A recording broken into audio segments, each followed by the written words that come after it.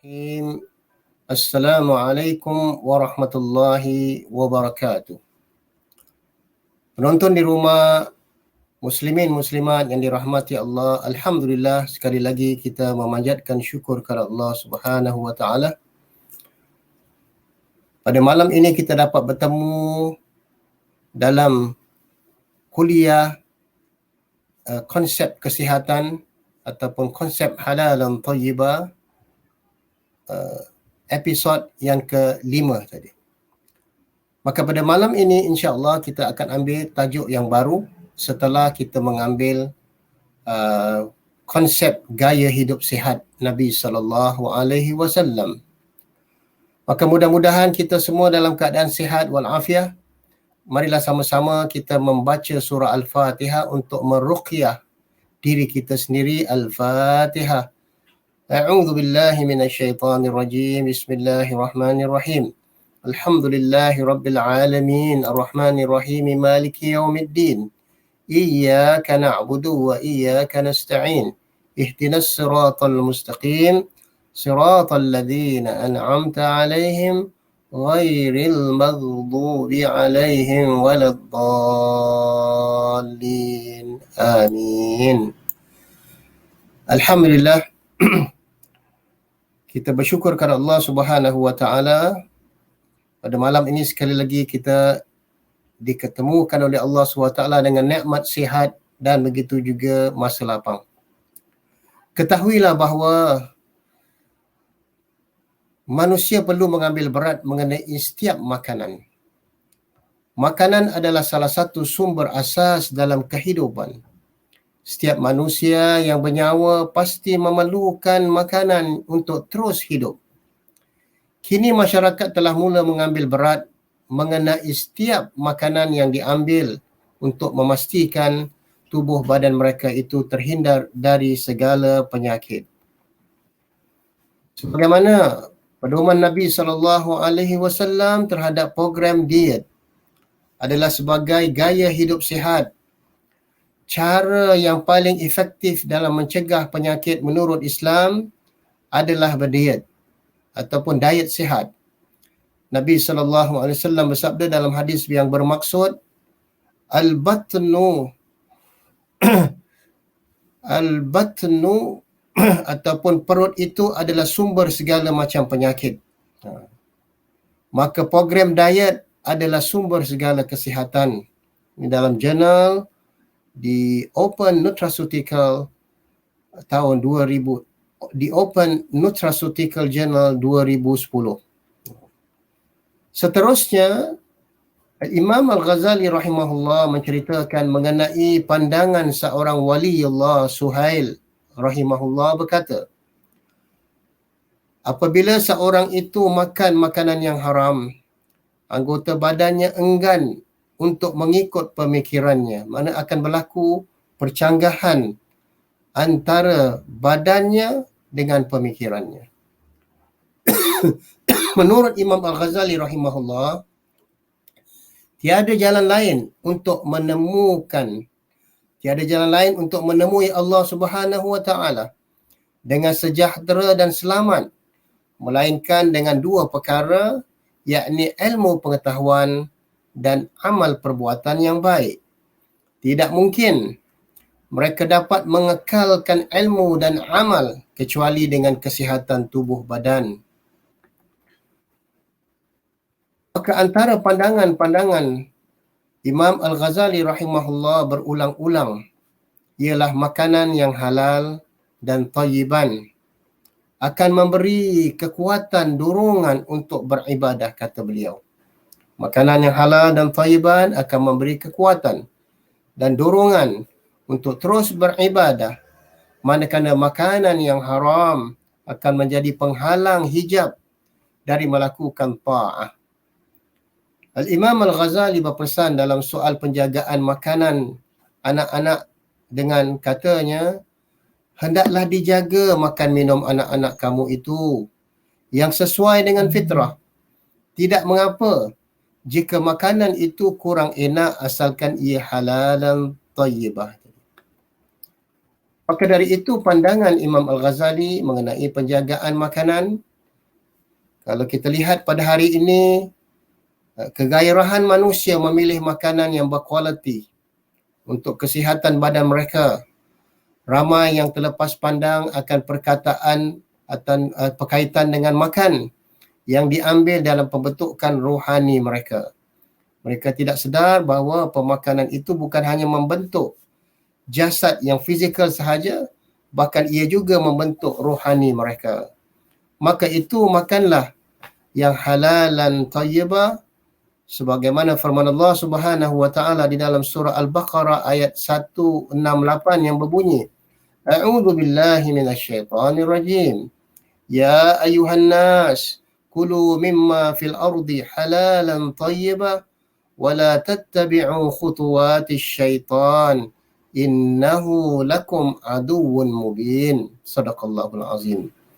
Yang bermaksud, wahai manusia, makanlah yang halal lagi baik dari apa yang terdapat di bumi, dan janganlah kamu mengikut langkah-langkah syaitan. Surah Al-Baqarah ayat 168. Begitu juga firman Allah dalam surah Al-Baqarah ayat 170 hingga 172 yang berbunyi, Ya ayyuhar rusul, kulu minat tayyibat wa'malu salihah inni bima ta'maluna alim. Wahai para rasul, makanlah daripada apa yang baik-baik. Lakukanlah amalan salihah. Sesungguhnya aku terhadap apa yang kamu lakukan sangat mengetahui. Muslimin muslimat, sidang penonton di rumah. Di sana ada 6 prinsip makanan halal. Yang pertama adalah halal. Yang kedua bersih. Yang ketiga berkhasiat, yakni baik kualitinya. Yang keempat selamat ataupun safety. Yang kelima, makanan itu diterima oleh fitrah jiwa manusia. Dan yang keenam, makanan itu tiada syubhat. Mudah-mudahan kita dapat melakukan dan menjaga 6 prinsip ini dalam pemakanan kita setiap hari. Muslimin muslimat, apakah yang dimaksudkan dengan pengertian tayyibah? Selain daripada masalah halal ataupun haram, aspek kedua yang harus diberi perhatian adalah tayyibah, kerana Allah sebut gandengan halalan tayyibah, tidak dapat dipisahkan. Perkara ini bukan hanya pada pemakanan sahaja, tetapi segala aspek pengurusan hidup kita, niat kita, percakapan kita, akhlak kita, sikap kita, kepercayaan kita, mengikut Ibn Rajab. Selain daripada itu, dalam sebuah artikel Yunus 2010 mengatakan, besides the problem of halal and haram, the second aspect that must be necessarily be given attention to is the word tayyibah. Maksudnya selain daripada masalah halal haram, perkara aspek yang kedua yang harus diambil perhatian yang sungguh-sungguh ialah tayyibah. The word is not used in relation to food in general, but it also covers the system of wholesome, such as from the farm, herbal garden to processing, packaging, serving, till to the table. Jadi maksud dia tadi bahawa perkataan tayyibah ada hubung kait, bukan hanya hubung kait pada makanan itu sahaja, bahkan pada umumnya ia mencakupi seluruh sistem secara holistik. Sama ada daripada dusunnya, daripada kebunnya, ataupun daripada taman herba, dan begitu juga prosesnya dan packagingnya dalam mereka membungkus ataupun package, hinggalah dihidangkan di atas meja. Semuanya harus diambil kira konsep halalan tayyibah tadi. Begitu juga kalau kita lihat konsep halalan tayyibah yang begitu luas dalam kehidupan, dia ada hubung kait dengan pemakanan kita. Ada lebih kurang 9 perkara ataupun 10 perkara daripada bermula dengan halalan, bermula dengan halalan, yang dimaksudkan dengan lawful, permissible, halal yang disyariatkan oleh Islam. Yang kedua adalah tayyiban, maknanya secara etika yang holistik, nilai yang holistik. Yang kedua, iaitu baik dan kualitinya juga adalah halal. Yang ketiga, kualitinya dari aspek dia punya unsur-unsur yang mempunyai kualiti yang baik. Yang ketiga, efikasinya, sama ada dari sudut kejituannya, istilah-istilah yang digunakan semuanya mencakupi, maknanya bukti-bukti secara saintifik. Yang keempat ataupun yang kelima, safety. Makna istilah digunakan safety ini maknanya dia dapat mencakupi bertahan lama sesuatu makanan itu, long term uses, dan begitu juga sesuai dengan bukti-bukti secara saintifik. Yang keenam, crude material, maknanya bahan mentah, sama ada daripada pohon-pohon, daripada akar-akar buah-buahan, sayur-sayuran dan sebagainya, maknanya kesahannya hendaklah diperhatikan. Begitu juga yang ketujuh adalah bagaimana makanan itu dipersiapkan, plant preparation, sama ada dari unsur pohon-pohon, pucuk-pucuk kayu, bunga-bunga, akar-akar dan sebagainya, bagaimana cara persiapannya, bagaimana ia proses dan mempersiapkan untuk menjadi makanan ataupun ubat-ubatan. Yang ke-10 adalah informasi kepada pengguna, information for consumer. Jadi informasi kepada untuk pengguna, ia harus diletakkan pada pakejnya, pada bungkusannya secara sempurna agar para pengguna dapat membaca dengan terang dan jelas tentang dia punya ingredient, apa-apa yang digunakan dalam pemakanan ataupun ubat-ubatan itu. Yang ke-10 adalah apabila produk itu telah selesai disiapkan, maka perlulah jelas dia punya formula ataupun dia punya beratnya, dan material-material daripada pohon-pohon yang digunakan perlulah dijelaskan dan diletakkan dalam bungkusan supaya para pengguna mempunyai maklumat yang tepat dan menyeluruh tadi. Dan yang akhir sekali, yang ke-11 atau yang ke-12 adalah stability storage. Bagaimana cara mereka itu menyimpannya. Penyimpanannya sama ada dalam stor ke, dalam gudang ke dan sebagainya, pastilah terjamin bahawa di sana tidak ada pencemaran. Jadi itulah di antara 12 konsep halal dan tayyibah yang boleh sama-sama kita mengambil perhatian. Seterusnya, kalau kita perhatikan apa-apa pun makanan ataupun ubat-ubatan ataupun nutraceutical yang kita beli, selain daripada ada logo halal ataupun halal certification yang telah disahkan, itu tidak bermakna bahawa produk itu adalah thayyibah. Jadi kalau produk itu adalah thayyibah, dia memerlukan beberapa badan-badan yang mengesahkannya. Di antaranya adalah GMP, GHP, GSP dan GCP tadi. Jadi kalau kita lihat bahawa thayyibah ini adalah merupakan suatu nilai etika yang holistik berkaitan dengan berkaitan dengan environment ataupun masyarakat sekitaran secara keseluruhannya. Apakah yang dimaksudkan kalau kita beli sesuatu produk atau makanan ataupun apa-apa sahaja ubat-ubatan, selain daripada halal, kita lihat ada tak logo GMP, Maksud dia tadi good manufacturing practice tadi. Yang kedua GHP, good hygiene practice. Yang ketiga GSP, good storage practice. Maknanya pelaksanaan penyimpanan yang baik tadi. Dan yang keempat good clinical practice. Maknanya baik pelaksanaan dari sudut kesihatannya tadi. Dan seterusnya dari hadis daripada Abu Hurairah radhiyallahu anhu, qala Rasulullah sallallahu alaihi wasallam, ya ayuhan nas, innallaha thayyibun la yaqbalu illa thayyiba wa innallaha amara al-mu'minina bima amara bihil mursalin. Sesungguhnya Allah itu baik, dia tidak akan menerima kecuali yang baik.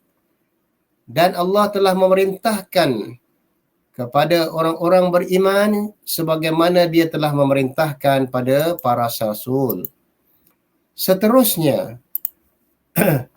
makanan yang halal ataupun halal food means syariah law and fulfill the following condition.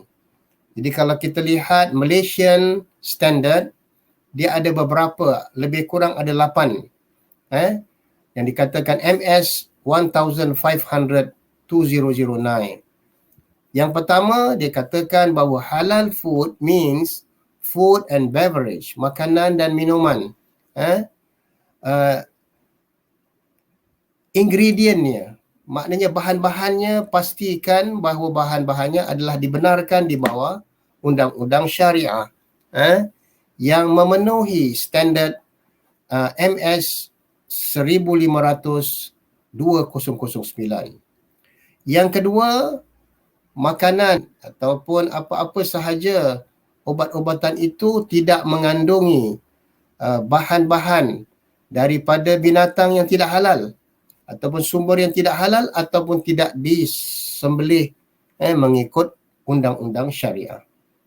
Yang ketiga, sesuatu makanan itu tidak mengandungi najis, sama ada alkohol ataupun apa-apa sahaja daripada bahan kotoran binatang. Yang keempat, ia selamat untuk digunakan, safe for consumption. Itu yang dikatakan thayyibah, itu maknanya dia selamat untuk digunakan, safety, tidak ada racun, tidak ada sesuatu yang boleh memabukkan ataupun mengancam kesihatan kita tadi. Yang keempat, makanan itu yang kelima, makanan itu tidak disiapkan ataupun diproses di kilang yang menggunakan alat-alat yang bercampur ataupun tercemar dengan najis ataupun bekas-bekas najis. Digunakan untuk kegunaan lain. Tiba-tiba berlakunya pencemaran ketika berlakunya proses. Yang keenam, makanan itu tidak mengandungi apa-apa sahaja bahagian ataupun sumber-sumber daripada binatang yang tidak halal ataupun tidak dihalalkan oleh syariah.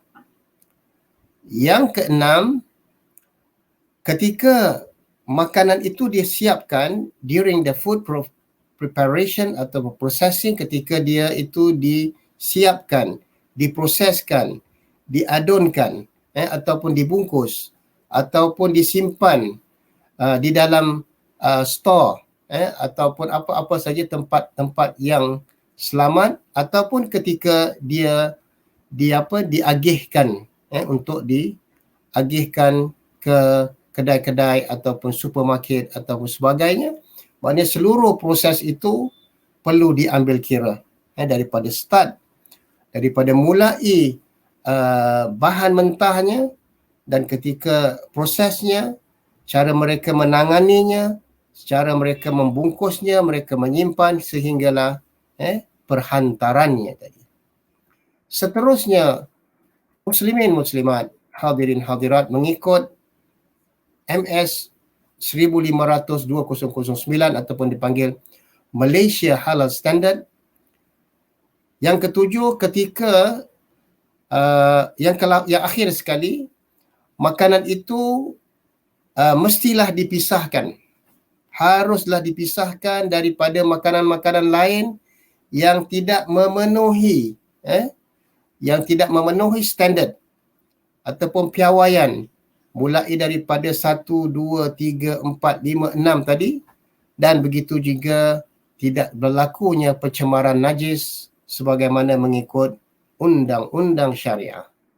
Seterusnya, muslimin muslimat, kalau kita perhatikan dengan Singapore MUIS halal standard tadi, dikatakan from holistic perspective, food must be halal. Daripada perspektif Islam yang menyeluruh, makanan itu mestilah halal. Safe for human consumption, dia itu selamat untuk kegunaan manusia, untuk konsumsi manusia. Dan begitu juga makanan itu mempunyai nilai nutrisi yang begitu tinggi. MUIS 2007. Seterusnya, halal food refers to the food that is allowed for Muslim consumption. Makanan yang halal itu dirujuk kepada makanan yang dibenarkan oleh para Muslim untuk konsumsi ataupun makan. For Muslim, it is important for them to ensure that their diet ataupun pemakanan mereka sesuai dengan garis pandu yang telah diletakkan oleh Islam, dan begitu juga MUIS halal standard.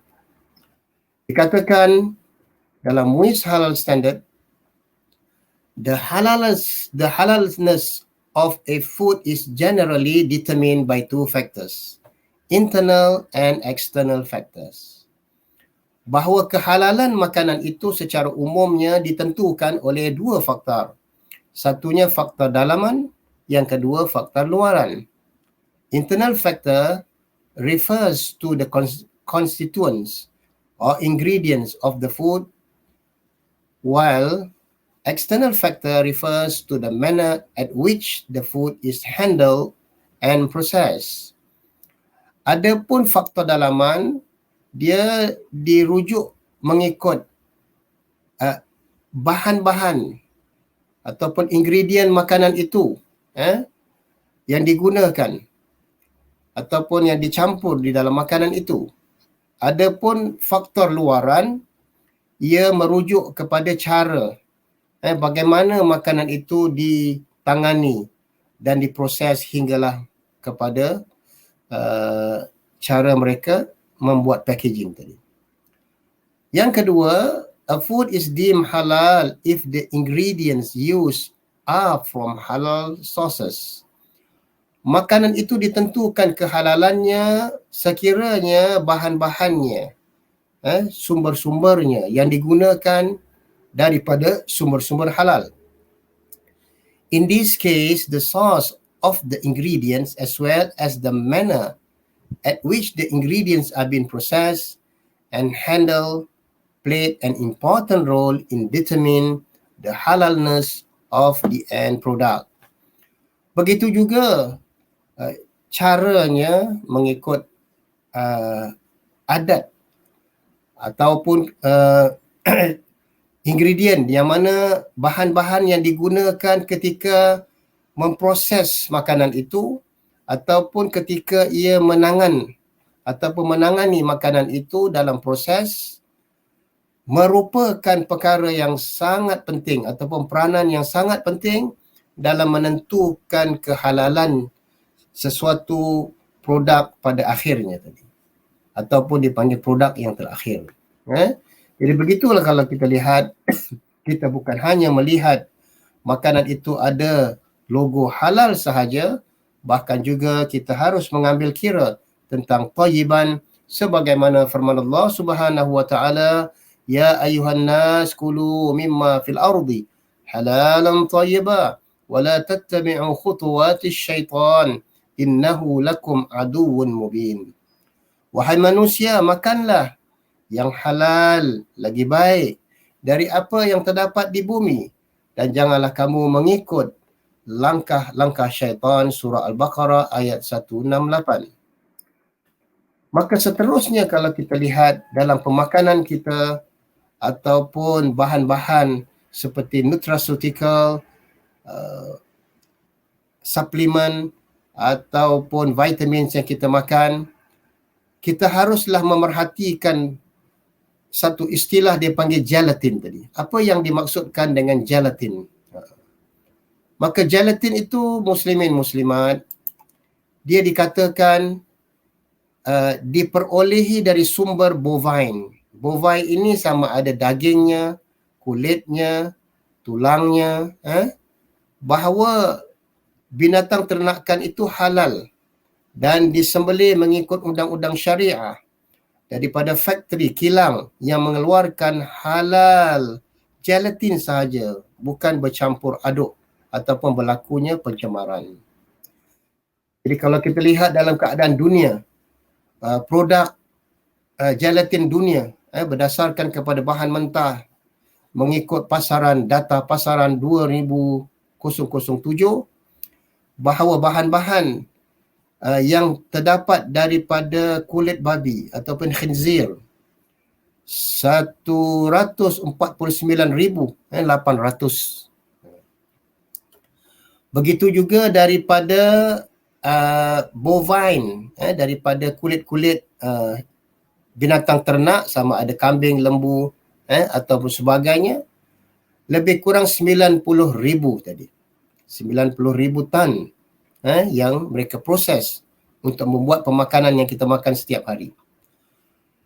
Adapun daripada tulang berulang ataupun tulang-tulang binatang, lebih kurang 75,400 dan yang lain-lain bercampur aduk 4,800 menjadi jumlahnya 326,000. Semuanya ini bahan-bahan mentah ini diproses dalam pemakanan yang kita makan setiap hari tadi. Seterusnya, kalau kita lihat bagaimana gelatin ini diproses sejak daripada bahan mentahnya. Sama ada kalau kita lihat daripada tulang-tulangnya ataupun daripada kulitnya. Sama ada daripada bovine yang dikatakan lembu, kambing, kerbau dan sebagainya ataupun daripada khinzir. Bagaimana ia diproses? Jadi mengikut sumber ini mengatakan bahawa 80% gelatin-gelatin yang dikeluarkan daripada Eropah yang disahkan lebih kurang 80% adalah daripada gelatin yang berdasarkan kepada kulit khinzir. 15% datang daripada tulang-tulang ataupun kulit lembu. 5% datang daripada kulit lembu, tulang dan begitu juga termasuk ikan-ikan, ayam, itik dan sebagainya. Dan seterusnya kalau kita lihat gelatin production process, bagaimana produk gelatin, proses produk gelatin ini berlaku. Kalau kita lihat daripada awalnya, yang mana dikatakan sama ada daripada kulit, lemak ataupun tulang-tulangnya, berlakunya proses itu, yang pertama sekali diambil pre-treatment, akan dilakukan sebelumnya proses untuk mengeluarkan gelatin ini proses pertama dipanggil pre-treatment. Kemudian dicuci bersih dengan asid ataupun alkaline. Kemudian diekstrak, dikeluarkan daripada dia punya inti tadi, bahannya. Kemudian berlakunya pembersihan, purification, pembersihan. Kemudian proses yang selanjutnya adalah quality control, bagaimana mereka mengontrol kualiti sesuatu gelatin yang hendak dikeluarkan daripada sama ada tulang, kulit, ataupun lemak ataupun sebagainya.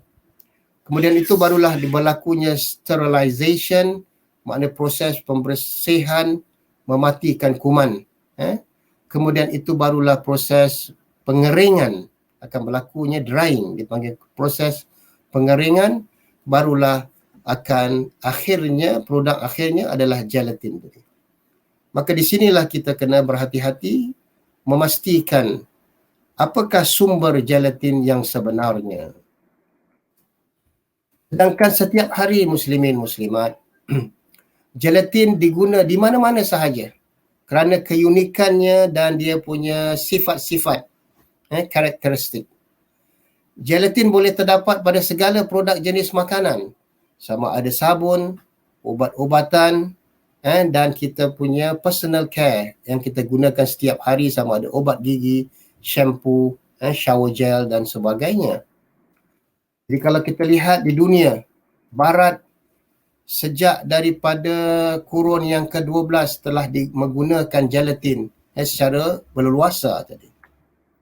Begitu juga dalam industrial pemakanan. Dalam industri pemakanan, dikatakan it is unique ability to melt when heated the body temperature and become firm again when cooling. Jadi apabila kita memakan sesuatu, apabila dia ada gelatin, dia boleh cair. Dia ada kemampuan untuk cair apabila suhu badan kita itu panas, kita masuk sahaja makanan itu, terus dia cair dan dia menjadi mantap, dan begitu juga dia rasa lega.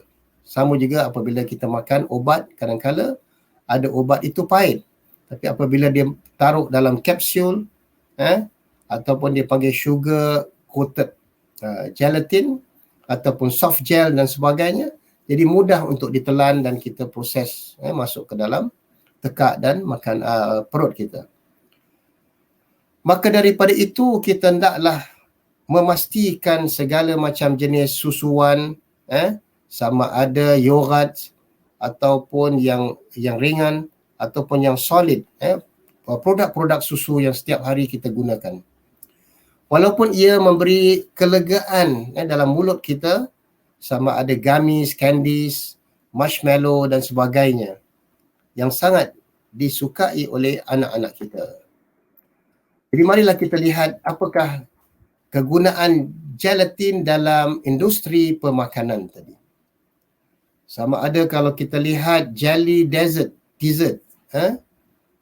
yang mana kita taruh di cake, cake dia taruh dessert jelly, ataupun gummy jelly, ataupun coklat, ataupun aiskrim, ataupun marshmallow yang sangat digemari oleh anak-anak kita, ataupun soft candy, gummy, ataupun toffees, chewing gum, yogurt, cheese, butter, meat product ataupun makanan binatang kita tadi, binatang ternak. Jadi inilah yang mana kita lihat dalam industri pemakanan yang digunakan oleh masyarakat kita hampir setiap hari. Dan seterusnya, kalau kita lihat ubat-ubat pharmaceutical ataupun ubat-ubat nutraceutical, sama ada digunakan kapsul yang keras ataupun dia panggil soft capsules ataupun sugar coated pills. Ada kadang-kadang kalau pil itu pahit, disalurkan dengan gula. Dan begitu juga gelatin. Begitu juga tablet-tablet ataupun serum substitute ataupun vitamin-vitamin yang sudah dikapsulkan, yang sering kita gunakan hampir setiap hari. Begitu juga personal care ataupun toiletries, kosmetik, sama ada produk-produk apa dia panggil minyak rambut ataupun produk untuk kulit ataupun face mask ataupun untuk pengilat kuku-kuku yang gemar digunakan oleh wanita-wanita. Begitu juga personal care seperti lotion, beauty product, ubat gigi dan sebagainya. Begitu juga kalau kita lihat juga terdapat unsur-unsur gelatin ini pada potong rokok yang telah digunakan ratusan tahun, sama ada mereka sedar bahawa potong rokok mereka ada unsur-unsur yang syubhat. Muslimin muslimat, jika ada seorang muslim yang telah makan salah satu daripada produk-produk yang telah kita bincangkan tadi, berkemungkinan dia telah memakan gelatin. Soalan kita, sama ada gelatin itu, are these products halal? Adakah gelatin yang kita makan setiap hari itu halal? ataupun tidak. Tepuklah dada, tanya selera. Walaupun itu tidak mencukupi, kita kena membuat sedikit bacaan ataupun research sebelum kita membeli makanan-makanan, sama ada di supermarket ataupun kedai-kedai runcit dan sebagainya. Taklah kita mengambil sedikit masa 4 minit, 5 minit untuk membaca sumber-sumbernya dan ingredientnya. Halal gelatin. Bagaimana untuk memproses halal gelatin? Haruslah diperolehi daripada sumber yang dipanggil bovine. Bovine sebagaimana yang kita lihat tadi, sama ada daging itu sendiri, sama ada kulitnya, sama ada tulangnya. Jadi binatang ternakan halal. Kalau sekiranya binatang itu yang daripada bovine, binatang ternakan halal, dan disembelih mengikut undang-undang syariah, daripada kilang yang mengeluarkan hanya gelatin halal sahaja. Ia tidak boleh satu kilang dia mengeluarkan gelatin halal dan gelatin yang tidak halal. Mengapa? Kerana khawatir berlakunya pencemaran tadi.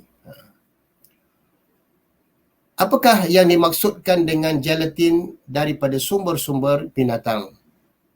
Dikatakan bahawa gelatin ini secara sebahagiannya adalah hydrolase collagen tissue of various animal parts, yang mana secara sebahagiannya adalah dikeluarkan daripada tisu collagen sumber daripada berbagai-bagai bahan tubuh badan binatang ternakan itu. Maka status halalnya itu bergantung kepada bahan mentah yang digunakan ataupun diproses daripada manufacturing ataupun kilang itu tadi. Maka mengikut Riaz dan Chowdhury bahawa most gelatin, kebanyakan gelatin itu ada dua macam. Dia ada type A. Kalau type A of gelatin is exclusively made from pork skin. Maknanya secara eksklusif gelatin itu dibuat daripada sumber kulit khinzir. Maka ia haram untuk kegunaan seorang Muslim. Adapun type B of gelatin is made from either cattle and calf skins from demineralized cattle bones. Type yang kedua atau bahagian yang kedua, jenis yang kedua, gelatin sama ada digunakan daripada binatang ternak, sama ada lembu ataupun anak lembu, kulit-kulitnya, yang mana ataupun daripada tulang-tulang lembu yang sudah dimineraliskan. Adapun lembu adapun kulit dan anak lembu, kulit lembu ataupun anak lembu yang menggunakan gelatin dalam manufacturer yang selalu digunakan daripada bahan binatang, adakah ia itu disembelih mengikut cara Islam ataupun tidak? Ini jenis yang kedua. Ini yang meragukan kita. Sekiranya ia disembelih mengikut syariah, maka kita tidak bimbang. Tetapi kalau sekiranya bovine, sama ada kulit lembu ataupun anak lembu yang diproses untuk membuat gelatin, tetapi kalau sekiranya ia tidak disembelih oleh seorang Muslim ataupun proses mengikut cara syariah, maka kita sangat membimbangkan. Maka dari itulah kita lihat seterusnya bagaimana keadaan proses gelatin, sama ada dia daripada bovine ataupun porcine. Kalau porcine itu daripada sumber khinzir. Kalau bovine itu daripada binatang ternak, sama ada disembelih mengikut syariah ataupun tidak.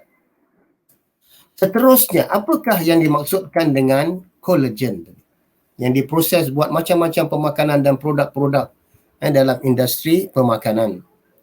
Dikatakan collagen is derived from word cola. The Greek word for glue. Jadi collagen diambil daripada cola yang dimaksud glue. Glue essence. It is a strong fiber. Dia adalah fiber yang sangat kuat, yang dilakukan berbagai-bagai penapisan, proses melalui bahagian yang bawah daripada kulit-kulit binatang. Kemudian itu dia akan memenuhi ataupun mendapati bahan yang sangat kuat yang support, yang membantu kehendak ataupun yang mana dikatakan collagen itu selalunya digunakan oleh bahan kecantikan untuk mencegah daripada kulit menjadi kereput ataupun sebagai dipanggil wrinkles, to fight wrinkles. Jadi itu kebanyakan bahan-bahan kosmetik dibuat daripada collagen untuk membantu wajah supaya tidak kereput ataupun maknanya berkedut tadi, maaf. As one ages, apabila seseorang itu mula penuaan, umur meningkat, maka badannya sudah tidak dapat memproses collagen yang baik tadi. Ini secara fitrah. Semakin meningkat umur kita 50, 55, 60, 70, kita punya collagen semua sudah cair dan kering. Dia sudah kering. Dia sudah tidak dapat mengeluarkan lagi. Jadi kualiti collagen terdapat pada kita punya kulit, ataupun rambut, ataupun kuku, ataupun tulang, ataupun gigi, secara perlahan-lahan dia semakin lemah, semakin lemah, semakin lemah, ataupun tidak berdaya tadi.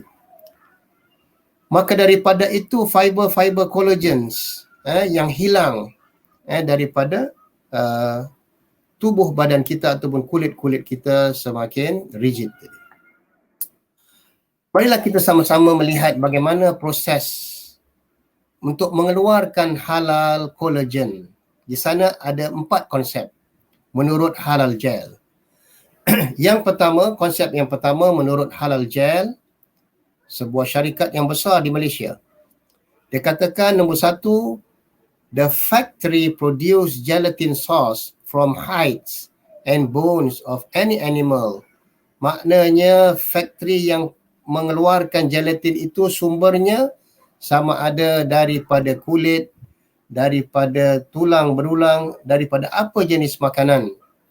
Jadi kiasannya bahawa dia punya biochemical change of wine to vinegar.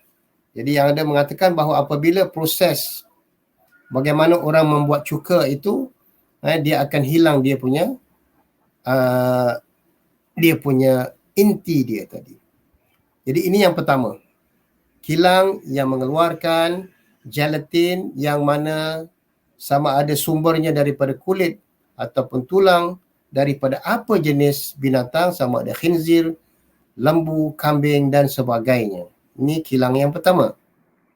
Kilang yang kedua, the factory produce gelatin from any bovine animal sources but not slaughter according to Sharia. Ada juga kilang-kilang factory yang mengeluarkan gelatin daripada binatang ternak. Bovine ini maknanya binatang ternak. Sama ada lembu, kerbau, kambing ataupun sebagainya sumbernya. Tetapi ia tidak disembelih mengikut syariah Islam. Jadi ia juga meragukan. Yang ketiga, alhamdulillah, ada juga kilang factory yang mengeluarkan gelatin daripada binatang ternak dan disembelih mengikut syariat Islam. Tetapi dalam masa yang sama, factory itu ataupun kilang itu juga mengeluarkan gelatin yang tidak halal. Maka mengikut syariah, dikhawatiri ia boleh berlaku contamination ataupun dikatakan pencemaran. Kilang yang sama mengeluarkan gelatin yang halal dan kilang yang sama mengeluarkan gelatin yang non-halal. Maka dari itu, terdapat sama ada di New Zealand, Eropah, China, Jerman dan sebagainya. Ini konsep yang ketiga, masih meragukan kerana ada unsur-unsur syubhah. Yang keempat, menurut halal gel, kilang ataupun factory yang mengeluarkan gelatin daripada sumber bovine, yang dikatakan binatang ternak, sama ada lembu, kambing, kerbau, anak lembu dan sebagainya, yang disembelih mengikut syariah, undang-undang syariah, dan kilang itu hanya mengeluarkan halal gelatin sahaja. Tidak ada gelatin yang non-halal. Maka ini lebih meyakinkan kita kerana tidak berlakunya pencemaran.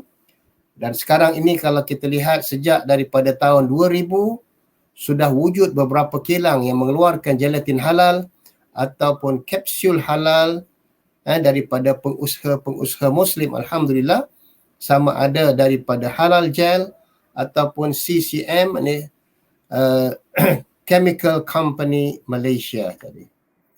Jadi itulah kadang-kala yang ada mengambil alternatif, sama ada mereka menggunakan gelatin daripada kulit dan tulang ikan.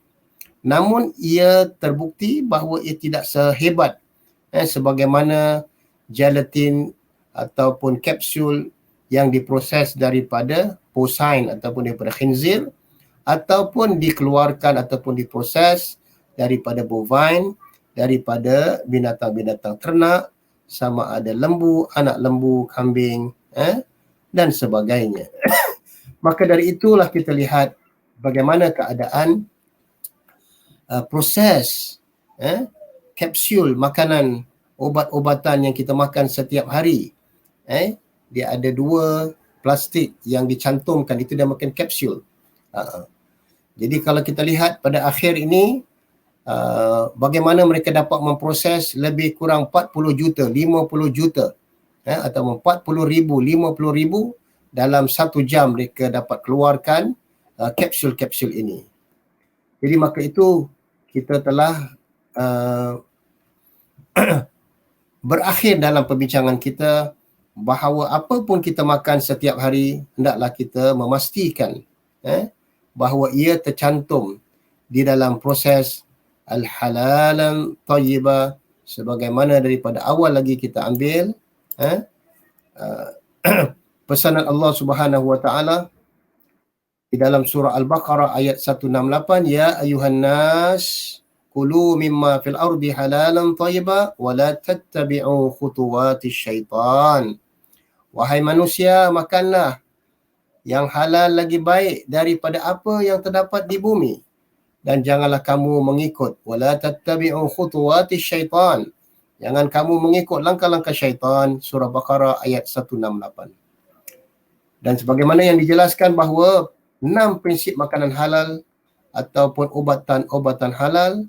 Yang pertama adalah halal, yang kedua bersih, hygiene, yang ketiga dia mempunyai quality ataupun dia panggil efficacy, berkhasiat dan baik kualitinya, dan selamat, safety, dan yang kelima diterima oleh fitrah jiwa manusia, dan yang keenam tiada syubhat, tiada contamination ataupun pencemaran ketika dalam keadaan, ketika prosesnya ataupun packagingnya ataupun ketika dia itu penghantarannya dan sebagainya, semuanya harus dipantau mengikut Malaysian Standard ataupun Singapore Halal Standard.